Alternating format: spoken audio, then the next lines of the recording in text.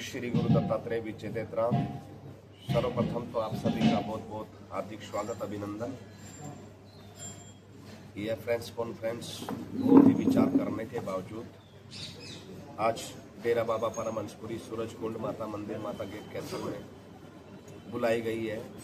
इसका बड़ा ही गंभीर कारण है और आप जी के माध्यम से शासन प्रशासन को और हमारे सभी सनातनियों बताने के लिए कि डेरा बाबा परमहंसपुरी पिछले 20 सालों से आप देख रहे हैं कि दिन रात चौगुनी उन्नति भी कर रहा है। आप सामाजिक कार्यों को देखेंगे या आस्था धार्मिक कार्यों को देखेंगे तो कैथल शहर के अंदर लगभग जितने भी मंदिर मठ हैं सबके मुकाबले इस स्थान ने विशेष तरक्की की है और सब आपके सहयोग से। हर प्रति जनमानस चाहे वो कहीं बाहर से आता हो या लोकल हमारे शहर का हो, सबकी आस्था का केंद्र बना हुआ है सूरजकुंड। तो यहाँ पे पिछले 6 वर्षों से पूज्य बाबा राजेश्वरपुरी जी महाराज के ब्रह्मलीन होने के उपरांत देव भगवान और सर्व समाज ने यहाँ की जिम्मेवारी जब महंताई हमको दी तो हम पूर्ण संकल्पित होकर के इस भगवान भोलेनाथ के चरणों में कि भी स्थान के साथ हम किसी भी प्रकार की ज्यादती नहीं होने दें और इसकी व्यवस्था सुरक्षा और यहाँ आए हुए प्रत्येक व्यक्ति की आस्था का सम्मान करना मेरा परम कर्तव्य है, मेरा धर्म। तो इसी कड़ी में चलते हुए आपने देखा कि कुछ पहले केस भी चल रहे थे हमारे और वो केस अखाड़ा मतलब हमारा मंदिर जो है जीत गया और वहाँ में कब्जा भी मिल गया, सब प्रकार की व्यवस्था हो। तो इसी कड़ी में एक हमारे यहाँ पिछले 25 साल से यानी कि 25 क्या 50 साल हो गया वो अखाड़ा बने। थोड़ी सी आपके माध्यम से जानकारी देना चाहूँगा कि अखाड़े का महत्व क्या रहा। अखाड़ा जैसे पहले ये अखाड़ा बड़ी देवी मंदिर होता था माता हिंगलाज के स्थान पर। अब आपने पता है कि अखाड़े तो हर मंदिर मठों में होते आए, हर गांव में। वहां पे क्या है 10-5 आदमी इकट्ठे होते और अपने युवा लड़के मेहनत कसरत करते और अपने हरियाणा का कुश्ती के माध्यम से नाम रोशन करते और अपना बाहुबल दिखाते। तो अब धीरे धीरे उन्हीं अखाड़ों में से कुछ पहलवानों की मानसिकता, कुछ ही पहलवानों की, सबको नहीं, सबका बड़ा सम्मान करता हूँ क्योंकि मैं भी बड़ा अपने बाल्यकाल से पहलवानों के साथ देना, मेरे खुद स्वयं के मेरे पिताजी जिनका मैं खून हूँ वो भी पहलवानी करते हैं। तो अब आकर के कुछ ऐसे व्यक्तियों के अंदर व्यक्तिगत लालसा जिज्ञासा ऐसी बढ़ गई कि वो डेरों की जमीनों पे कब्जा करने के उतारू हो गए और उन्होंने धीरे धीरे निर्माण कार्य बढ़ा करके ने वो जो सामाजिक भाईचारे की एक परंपरा थी, जो कुश्ती खेलने की दंगलों की एक व्यवस्था थी, उसको दरकिनार करके अपना व्यक्तिगत आधिपत्य स्थापित कर दिया और डेरे के विरोध में खड़े हो। इसी कड़ी में चलते हुए हमने देखा कि भाई चलो लंबा समय हो गया है, अखाड़ों की परंपरा चलती रहती है और इसको कहीं ना कहीं व्यवस्था कराई जाए। हम विरोध में नहीं थे, परंतु जो वहाँ का वातावरण नशे के प्रति या और अन्य सामाजिक गतिविधियों के प्रति या किसी आए गई माता बहन के प्रति या कहीं किसी संत महात्मा के प्रति किसी प्रकार का आदर भाव या कोई भी सामाजिक कार्य ना देखा, उन चीजों को देखते हुए मन में बड़ी खिलता आई कि हम लोग अपने सामने अपने ही इस भूमि पे यहाँ रहते हुए इतने सभ्य समाज के बीच में ऐसे लोगों का संरक्षण हम लोग खुद कर रहे हैं जिसका हम किसी प्रकार से कुछ कर नहीं सकते। तो ये चीजों को बड़ा अपने मन में गलानी हुई।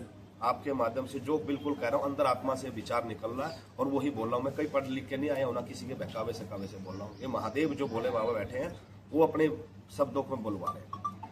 तो हमने प्रयास किया कि हम क्यों ना इनसे मिल करके बातचीत करें। हमने पहलवान हरि सिंह जी को बुलवाया आज से 3 साल पहले। 1.5 घंटा उनसे हमारी मीटिंग चली। हमने उनसे रिक्वेस्ट की, मखा पहलवान जी पहले समय था, खुली जगह पड़ी थी, पब्लिक आती जाती है, मेले होते हैं। अब मंदिर के सामने क्योंकि हमारे भैरव जी का जो प्राचीन माता जी के साथ जहाँ भैरव पूजन होता है वो भी स्थान उनके कब्जे के अंदर है। हमने प्रयास किया, बहुत उनको समझाया तो उनको पहली बार में कुछ समझ में आया नहीं। उन्होंने टाइम मांग लिया, बोले हमें थोड़ा टाइम दो विचार करने का, तो हम आपको फिर बताते हैं। हमने साल 6 महीना फिर निकाला, फिर एक मीटिंग रखी जिसमें फिर उनका छोटा लड़का शेखर नाम है उसका, वो भी साथ आया।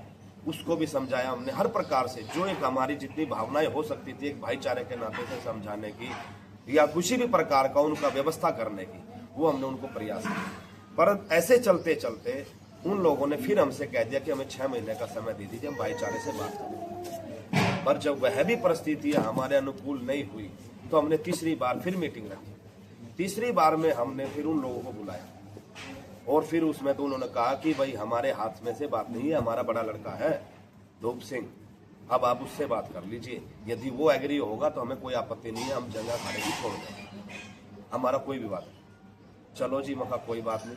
हमने उनका नंबर लिया, मैं नंबर दे लो, बात करते हैं।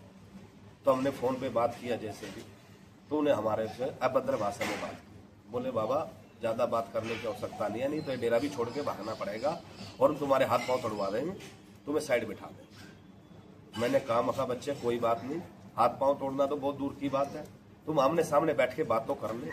फिर भी हमारी आत्मा भाव आया कि नहीं, चाहे कैसे भी हुआ तो हमारे अपने लोग, हमारे अपने शहर के, हमारे सनातनी है, क्यों ना हम कोई और मार्ग निकालें।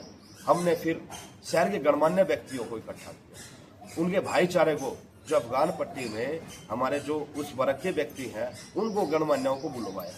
2-4 उनके परिवार के व्यक्ति आए कि मखा भाई आप लोग कल को हम पे दबाव डालेंगे कि महाराज आपने हमसे बिना सलाह किए, बिना किसी कारणवश ऐसी कोई व्यवस्था कर दी जिसके कारण मतलब हमारा समाज में अपमान होगा।